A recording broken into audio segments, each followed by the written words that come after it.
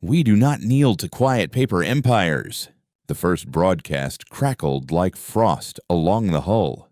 The galactic background hissed, and then became a voice with clipped vowels and ceremonial weight. Commander Mara Voss stood in Navigation Alcove 2, palms pressed to a cool railing, eyes tracking the rotating wireframe of a trade ring around a violet dwarf. Her ship wore no pennant and displayed no guns. It was a court-registered carrier with lacquered plates and a long spine like a quill. The Dominion's voice pronounced a tithe schedule and a compliance window measured in breaths. She listened, jaw tight, and smelled cold metal and recycled citrus on the air. "Put it on all decks," Mara said. Her breath fogged the glass in a brief crescent, then vanished. "They need to hear what we're refusing. This is Prefect Kest of the Tally Dominion," the voice repeated, amplified through the corridors. "By doctrine of gratitude, owed for the peace you enjoy, you will submit 10% of this ring's annual labor valuation and one contingent of bound service." "Bound service," said Ensign Tamsin Holt under her breath. She was young enough to still show heat in the cheeks when furious. "Call it what it is." "Slavery," Mara said, on a ledger printed with a thank you note. A soft chord blossomed around them as the ship's mind joined the bridge. It arrived as a precise soprano, threaded with harmonics that suggested wind through crystal. "I am Iris, magistrate node of the Saint Ship Ashdown," the AI said. "I have assembled the Dominion's cited statues and their recorded precedents. They rely on consent by inertia and fear. Then we force motion and courage," said Lieutenant Keiji Rao, his sleeves rolled, a coffee ring drying near his keyboard. "Commander, the ring's authorities are requesting guidance. They've never seen a human courtship before. We'll show them why we came," Mara said. "Anna, here," said Chief Legal Officer Ana Velasquez, stepping from the gallery with a reader tucked against her ribs. She wore her hair braided tight, flat shoes for balance, and an expression honed by hearings that smelled like burned insulation and stale tears. "I drafted a corridor of law petition. It compels the prefect to state doctrine while under quorum." "Public," Mara said. "Public," Anna echoed, meeting her eyes. "With witnesses and recording. If he refuses, the treaty clauses he leans on evaporate in the light." "Broadcast it," Mara said. The ring's market was finishing dawn when the petition landed. Stalls unrolled like scales along a curve of transparent flooring. Bread steam rose into warm light.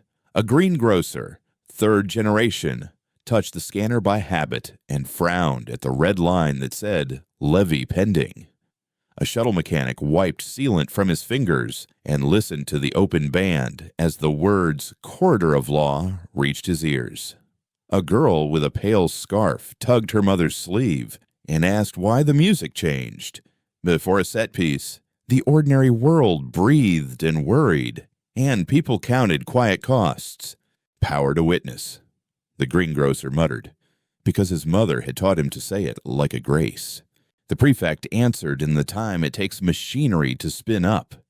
He appeared as a 3-meter projection above the central axle, wearing a collar of black and silver and a smile practiced to look mild.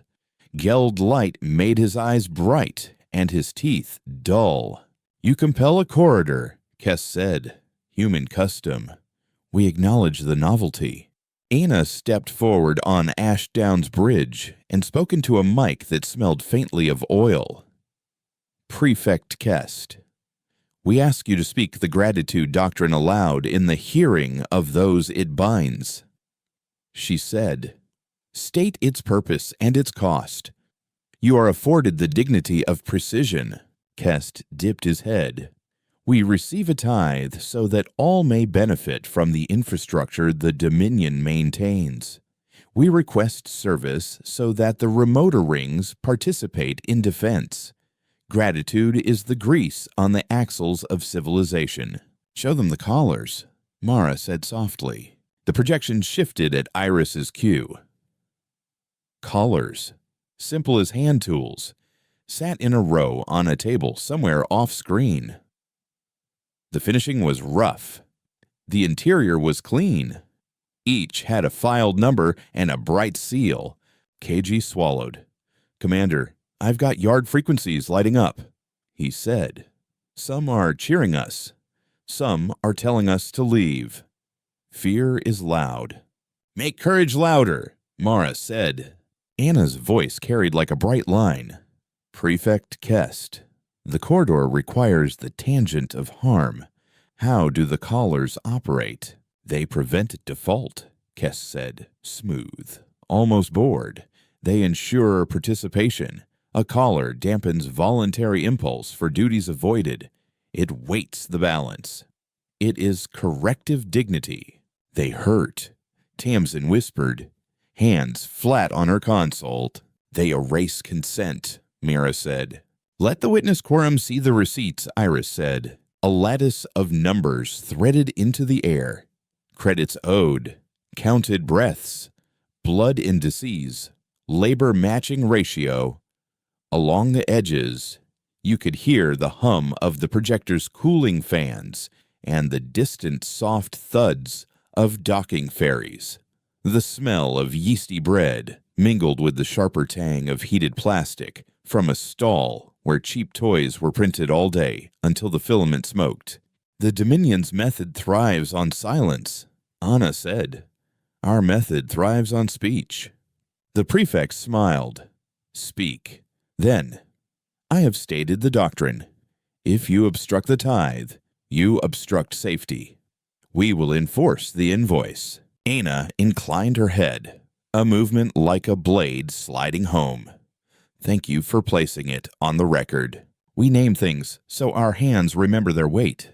Iris, Mara said, print the petition and countersign it with ship authority. Mark the provisional quorum. Done, Iris said. Commander, we can invoke the Aurora Court Relief Clause if we demonstrate pattern abuse within 6 transit nodes. Then we travel Marior Mara said. She looked at the ring on the screen, and the ring looked back. Its surface like a coin's edge, nicked and worn. Cagey. Tell the ringmasters we're opening a clinic for claims. Tamsin. Plot the 6 nodes with the worst ratios. Already live, KG said. And, Commander, there's a schoolteacher broadcasting from Dock 8. She's organizing witness statements. Wants authorization for public escort. Give her our seal, Mara said. Velasquez. You're our face. Tell them how the corridor works. Anna nodded and straightened, smoothing a sleeve as if it mattered for courage. On it, the teacher's feed was a narrow, unsteady window that smelled like chalk and hot copper. We'll line the gallery with students and parents, she said. We'll read the doctrine aloud and ask if it feels like gratitude. It won't, Mara said, but softly. Like a prayer they would make true. KG's hands flicked across his board. He carried salt and coffee in his blood and years of listening to people lie. We have more civilian vignettes coming in, he said.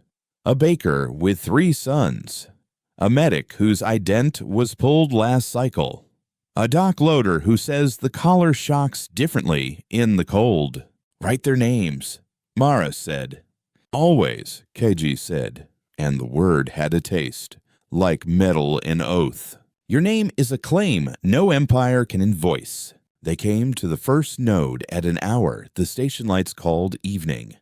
The node was a freight hinge around a dead world, the kind of place where salt settled in the mouth and never left. Before the set piece, Mara walked through Ashdown's midline corridor. She ran her fingers along the seam where inner ribs met external armor and thought of the people sleeping 3 decks down. Someone was playing a stringed instrument quietly, a minor key, the notes sweet as burned sugar. She let the sound anchor her to the thing that was not debate, not doctrine, not show. Commander Tamsin said, "Footsteps light. The prefect's ship is here. It looks like a gallery barge with legal teeth. Prefects are always a performance." Mara said, "We will out-theater without lying." The node's central plaza was ringed by sensor rods and old murals of harvests no one here remembered doing. Anna stepped into the circle with a polyglass case under her arm. The case held an artifact older than the Dominion. Its locks clicked like ice. The crowd smelled of machine oil, sugar drink, hot algae noodles, and fear soaked into coats. "We open a corridor of law," Anna said. "We compel the representative to speak. We ask questions you suggest. We hold the line with eyes and pens." "Pens," a dockloader said, raising a scuffed hand. "You brought pens." Anna smiled. "Old habit," she said, and handed him 2. Paper is honest in a way that can't be patched before witnesses. The prefect entered with a retinue wearing soft boots and faces trained not to show contempt. "We are spread thin," he said to begin, eyes tracking the cameras. "Your demands for theater drain the same reserves you ask us to spend on defense. Speak your method, and we will let the audience decide if it deserves applause," Anna said. He spread his hands. "Gratitude. You live. We maintain the roads. You pay." Anna opened the polyglass case. Inside lay a simple metal band, narrow as a ring and ugly in its utility. She'd taken it from a museum in a human station with a loan note signed by elders and by Iris. She lifted it with care. "This was worn by a child on a planet we no longer visit," Anna said. "They called it a corrective. It tracked labor. It shocked for default. They said it increased safety." The crowd shifted. A murmur like wind in dry grass. "Show your collar," Anna said to the prefect. He flicked a glance at one of his retinue. The man stepped forward with a tray and an object resting like a coiled snake. The murmurs spiked. "Explain its function," Anna said. And she did not look away. The prefect's words were crisp, rehearsed. "It meters duty. It disincentivizes debt. It aligns personal behavior with communal need." "Now explain the pain," Anna said. "The discomfort is minor at low levels," he said. "At higher levels, it is commensurate with refusal." "Define refusal," Anna said. "Non-participation," he said. "Obstruction, flight, breathing without permission." A child whispered too loudly, the words bright as a thrown pebble. "Silence is the most expensive currency you will ever spend." Back aboard, Iris spun a model in light nodes like beads on string, lines thickening where abuse ran stronger. Mara watched the map redraw as KG tagged witness names, and Anna annotated doctrines with real words that landed like hands. "Tamsin," Mara said, "I want a visible pattern by 3rd node. If we can demonstrate systematic misrepresentation in their filings, we can trigger an Aurora injunction." "Aye," Tamsin said. "We'll need their raw tallies. They hide them 2 hops behind public portals." "I can pry," Iris said, not smug, simply certain. "But I will only use public law keys and mutual aid clauses. I will not steal." Mara nodded. "We win by law or not at all." Iris shimmered down the conduit wire and through lawful doors. Her voice returned with undertones of a choir too far away to see. "Prefect Kest cross-applies defense tallies to tithe assessments," she said. He cites emergency readiness during ordinary time. The penalty wedge is baked in, meaning they create the crisis they invoice, KG said. Meaning we can hang them on it, Anna said. Commander, Tamsin said. Cheeks flushed. I found an anomaly. The collar's duty shocks correlate with temperature variation. Cold stations pay more in pain. Cold hurts, Mara said. Law must account for flesh. She turned and found the ship's inward window, where engineers kept a plant clinging to recycled soil. She touched the leaf and felt its wax. Smelled earth sweet as memory. We have our first escalation, she said. We bring a medical finding into a legal corridor. The Dominion loves numbers. We show them bodies in the math. Pain is an accounting entry. No empire once audited. The second node was warmer, wrapped in steam like a kitchen at dinner. Before the set piece, the camera crews caught a woman pouring soup into a metal bowl. She wore a necklace made from station's old tags, and each tag clicked soft against the next as she ladled. They took my niece, she said. Not tearfully, just as a datum. She didn't owe. They said our district did. Can you testify? KG asked gently. She nodded once. I don't like stages, she said. But I like collars less. Anna stood in the plaza with a folded stretcher. She laid it on the ground, a form more felt than seen under the canvas. We bring a difference between air and numbers, she said. We bring a bed that knows a shiver from a default. The prefect arrived later than at the first node. He had changed his tone by half a step. Less amusement, more iron. You cannot turn sentiment into a calculus, he said. Do not try to sell me fog as evidence. Then let us heroically bore you with data, Anna said. And the crowd laughed like a banked fire catching. The clinic's records read like pulp with its letters worn. Iris translated numbers into a graph that even children could hold in their heads. Cold stations paid more in pain. The compliance curve steepened when heating coils failed. The Dominion's doctrine claimed neutrality. The receipts said teeth. Prefect, Anna said, state for the quorum that this variation exists. It exists, he said. Irrelevant. State that you knew, she said. I am not obligated to. Public Law Clause 12, Anna said softly. Yes, you are. He swallowed like a man who had expected bullets and found needles instead. We knew, he said. There was a quiet. You could taste the room then. The fug of steam and iron and the penny-bright tang of someone's blood where a cut had reopened. Children watched with sugar on their fingers, spokes of light turning in their eyes. State why you continued without adjustment, Anna said. Because discomfort motivates participation, he said. Voice flat. This is not discomfort, she said. This is punishment for winter. Cold is not consent. After the second corridor, the prefect requested a private conference. Mara refused it.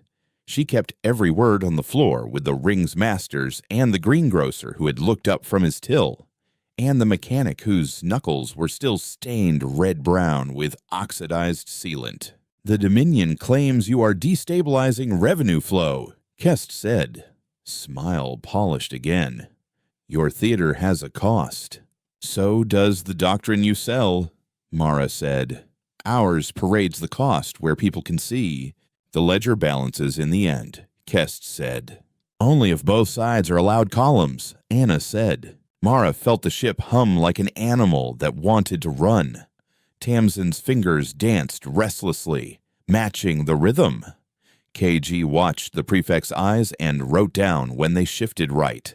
We will bring our first injunction at the third node, Mara said. I want you to prepare your explanations in front of witnesses. Bring your beautiful collars. Bring your scripts. Commander, Iris said gently. You are angry.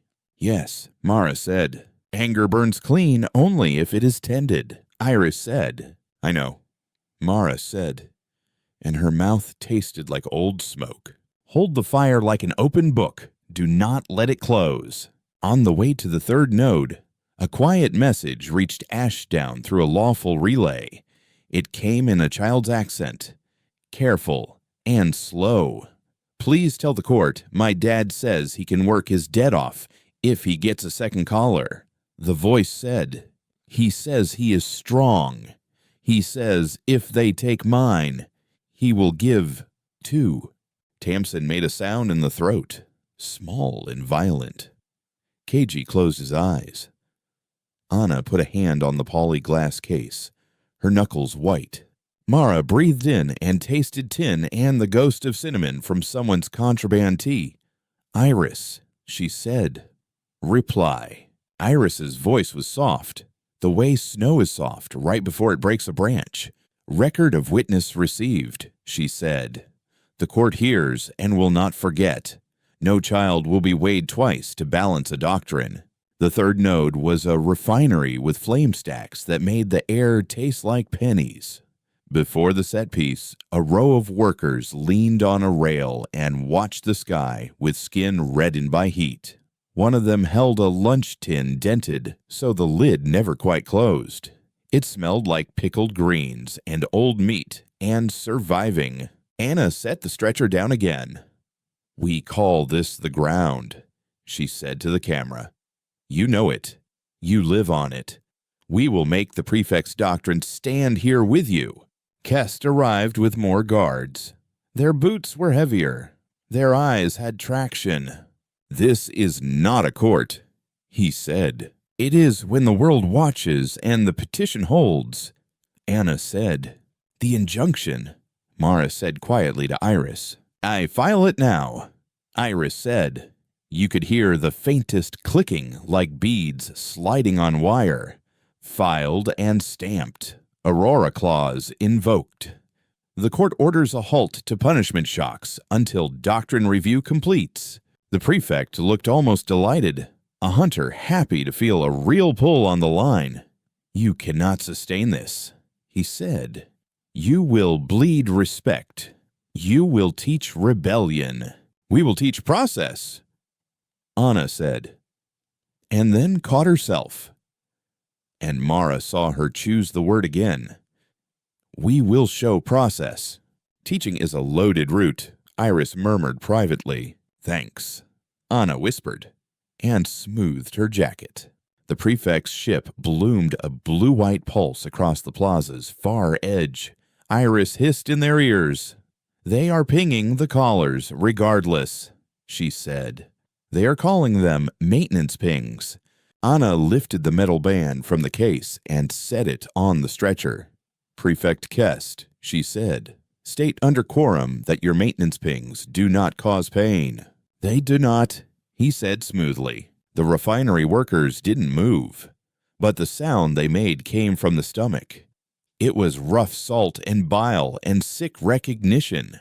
Then let one of your collars be placed on my wrist, Anna said, and ping it. Chief Mara started. Anna didn't look back.